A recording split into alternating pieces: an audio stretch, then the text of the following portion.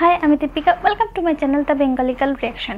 আজকে আমি উপস্থিত হয়েছি আরও বেশি ইন্টারেস্টিং এবং নলেজেবল একটি ভিডিও নিয়ে। তো আমরা অনেকেই এমন রেলওয়ে ট্র্যাকস দেখেছি যেগুলি সাধারণত দেখে চলে আসি, কিন্তু এমন অনেক রেলওয়ে ট্র্যাকস আছে যেগুলো আজও পর্যন্ত আমাদের অপরিচিত এবং অজানা। সেই সমস্ত রেলওয়ে ট্র্যাকসগুলো হচ্ছে কোনো খতরনাক, আবার কোনোটা এতটাই সুন্দর যে দেখলে আমরা মুগ্ধ হয়ে যাব। তো বিশ্বের এমন 7টা রেলওয়ে ট্র্যাক সম্পর্কে আজকে আমরা জানবো। চলুন তাহলে শুরু করা যাক।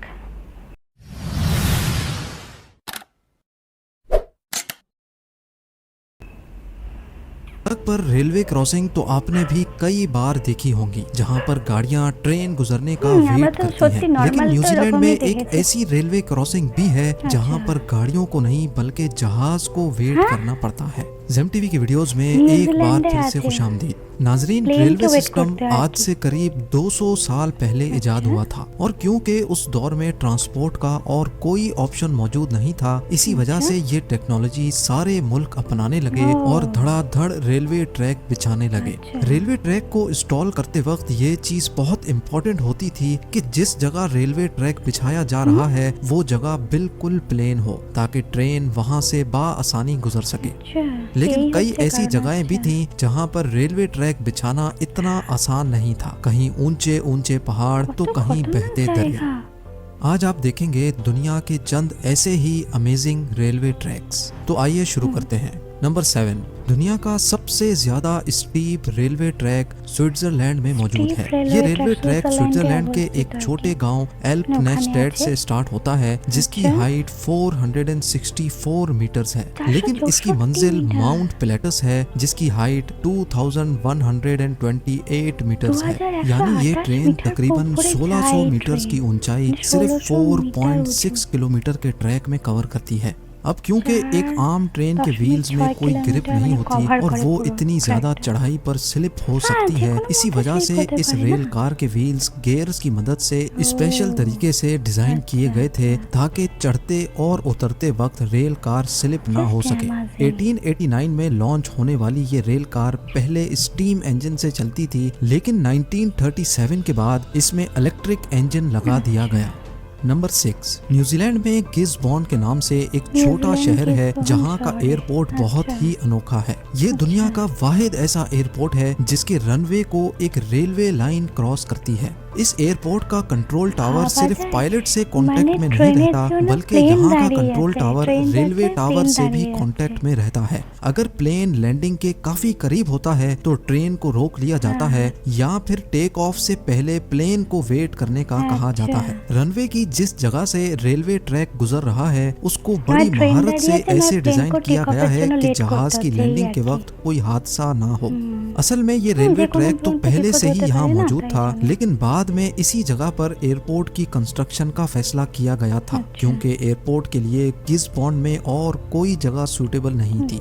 नंबर 5, स्विट्जरलैंड अपने खूबसूरत पहाड़ों और ग्रीनरी की वजह से काफी फेमस है। इन माउंटेन्स पे रेलवे ट्रैक बनाना वाकई एक बहुत बड़ा चैलेंज था। 5270 फीट की ऊंचाई पर मौजूद जर्मत नामी एक छोटा शहर है। यहाँ से लेकर all the way Saint Moritz तक ये खूबसूरत रेलवे ट्रैक पूरे 291 किलोमीटर लंबा है। यहाँ पर एक वक्त में सिर्फ एक ही ट्रेन चल सकती है, जिसको ग्लेशियर एक्सप्रेस कहा जाता है। पहाड़ों और स्नोफॉल की वजह से यहाँ ट्रेन बहुत स्लो चलती है और ये पूरा सफर 8 घंटों में मुकम्मल होता है। इसी वजह से ग्लेशियर एक्सप्रेस दुनिया की सबसे स्लो चलने वाली ट्रेन भी कहलाती है। इस पूरी जर्नी में ट्रेन पहाड़ों के अंदर बने 91 टनल्स में से गुजरती है।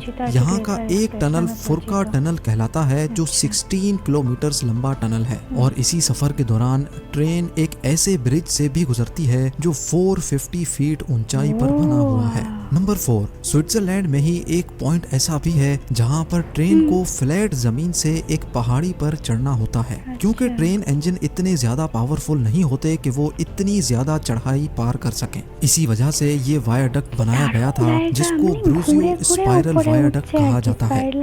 1903 में लॉन्च किए जाने वाले इस स्पाइरल ब्रिज का मकसद था कि ट्रैक की हाइट को आहिस्ता आहिस्ता बढ़ाया जाए। इस स्पाइरल ट्रैक की मदद से ट्रेन 20 मीटर की ऊंचाई को बहुत ही कम डिस्टेंस में पार कर लेती हैं, और इस तरह का स्पाइरल ट्रैक पूरी दुनिया में कहीं नहीं है।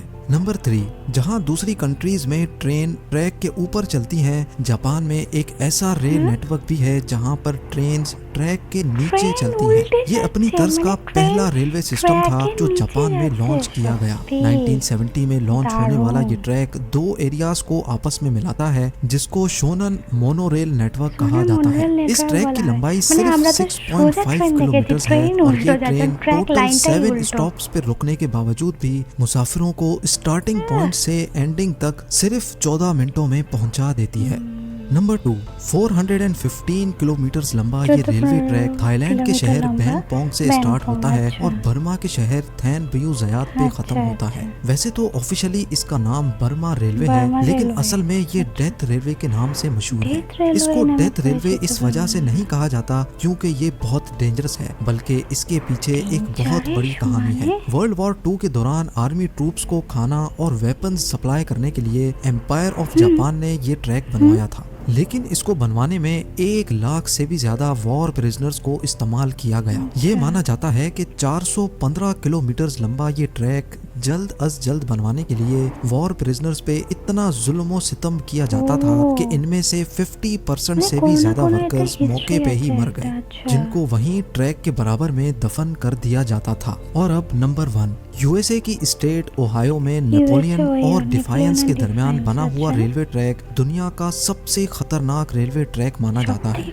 जहां ट्रेन्स को बिल्कुल सीधा ट्रैक चाहिए होता है, वहीं इस रेलवे ट्रैक का काफी हिस्सा बहुत ज्यादा टेढ़ा और ऊपर नीचे है, जहां से ट्रेन्स का गुजरना एक बहुत बड़ा इम्तिहान होता है।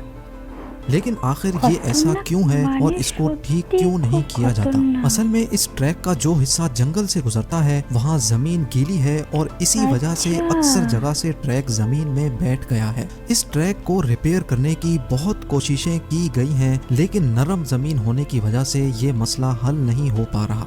बस यही वजह है कि यहाँ से गुजरते वक्त ट्रेन्स अपनी स्पीड बहुत कम कर लेती हैं। उम्मीद है जेम टीवी की ये वीडियो भी आप लोग भरपूर लाइक और शेयर करें। তো এটাই রইল। তো আমরা দেখলাম রেলওয়ে ট্র্যাকগুলো কোনোটা কতটা সুন্দর, মানে কতটা সুন্দর বেঁকে বেঁকে যাচ্ছে, ট্রেন স্লো কিন্তু কতটা সুন্দর লাগছে রেলওয়ে ট্র্যাকগুলো। আবার কোনোটা দেখলাম উল্টো, মানে ট্রেনের ট্র্যাকটাই উল্টো, রেলওয়ে ট্র্যাকটাই উল্টো। তারপরে আবার কোনো দেখলাম যে মানে মাটিতে, মানে সেই মানে ট্র্যাকগুলো হচ্ছে ব্যাঁকা ব্যাঁকা, সেই তার জন্য ট্রেনগুলো আসতে যায়। তো কিন্তু আমি দেখলাম যেটা, মানে ভিডিওতে আমরা প্রত্যেকেই দেখলাম যে এই রেলওয়ে ট্র্যাকগুলোর এরকম কারণ কিছু না কিছু, মানে প্রাচীনকালেও এসব কিছু না কিছু ছিল, তাই সেই জন্য সেই থেকেই এইরকমভাবে মানে সৃষ্টি হয়েছে, এইভাবেই তৈরি হয়েছে, মানে কোনো না কোনো অংশে মানে পুরনো জড়িত আছে আর কি। তো এইগুলো দেখলে মানে আপনাদের কোন রেলওয়ে ট্র্যাকটা সব থেকে বেশি পছন্দ হয়েছে এবং কোনটা বেশি খতরনাক লেগেছে, তো অবশ্যই আমার ভিডিওর কমেন্ট বক্সে জানাবেন। আর আমার ভিডিওটি পছন্দ হয়ে থাকলে অবশ্যই লাইক কমেন্ট শেয়ার করবেন। আর আমার চ্যানেলে নতুন কোনো বন্ধু এসে থাকলে অবশ্যই আমার চ্যানেলটিকে সাবস্ক্রাইব করবেন, সাবস্ক্রাইব করতে কিন্তু ভুলবেন না। আর আমার অরিজিনাল ভিডিওর লিঙ্ক হচ্ছে আমার চ্যানেলের ডেসক্রিপশানে থাকবে। তো থ্যাংক ইউ, এতটাই রইলো। আবার আপনাদের সাথে দেখা হচ্ছে আমার নেক্সট ভিডিও নিয়ে। বাই।